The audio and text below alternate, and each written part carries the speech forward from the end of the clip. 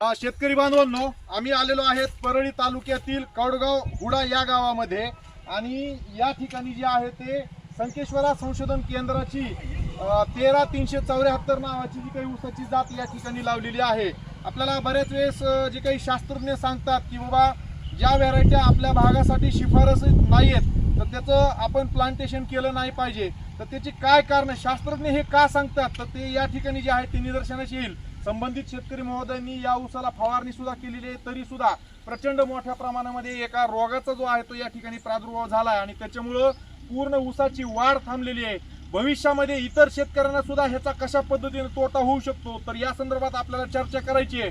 तर या ठिकाणी वसंतदादा शुगर इन्स्टिट्यूट पुणे येथील सेवानिवृत्त शास्त्रज्ञ आदरणीय सुरेश माने पाटील साहेब या ठिकाणी आलेले आहेत आणि ते आपल्याला या ठिकाणी जे आहे ते या रोगासंदर्भात मार्गदर्शन करतील। तसेच 21 शुगरचे मुख्य शेतकरी अधिकारी आदरणीय गर्दे साहेब सुद्धा या ठिकाणी आहेत आणि आमचे शेतकरी बांधव सुद्धा या ठिकाणी आहेत। तर साहेब काय सांगाल ह्या व्हरायटीच्या बाबतीत?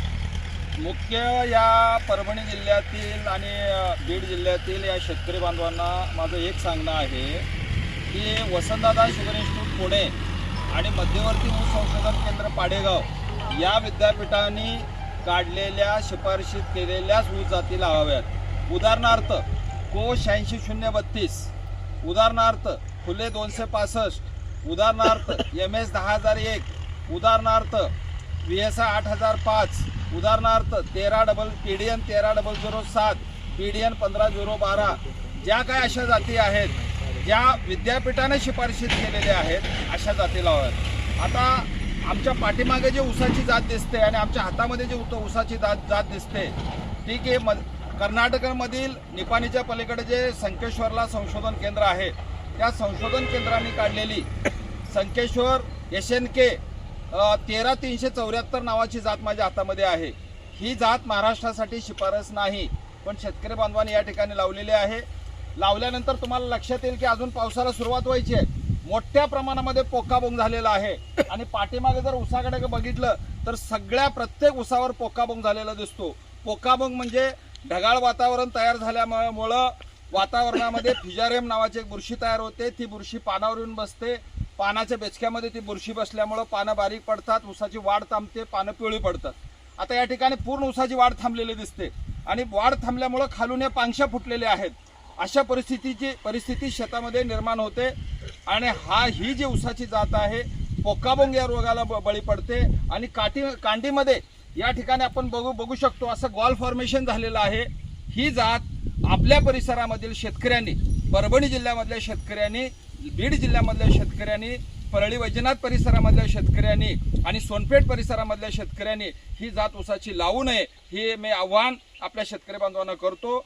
आता ज्या ठिकाणी पोकाबोंग झालेला आहे त्या पोकाबोंगसाठी एक बाहेर ऊसाच्या बाहेरून एक फवारणी करावी। पंपाला 50 ग्रॅम डायथेनियम 45, पंपाला 50 ग्रॅम डायथेनियम 45 ज्याच्यामध्ये मँकोजेब घटक आहे, अधिक 30 ग्रॅम बोरॉन, अधिक 15 मिली स्टिकर अशी एक फवारणी आपल्याला करता येईल।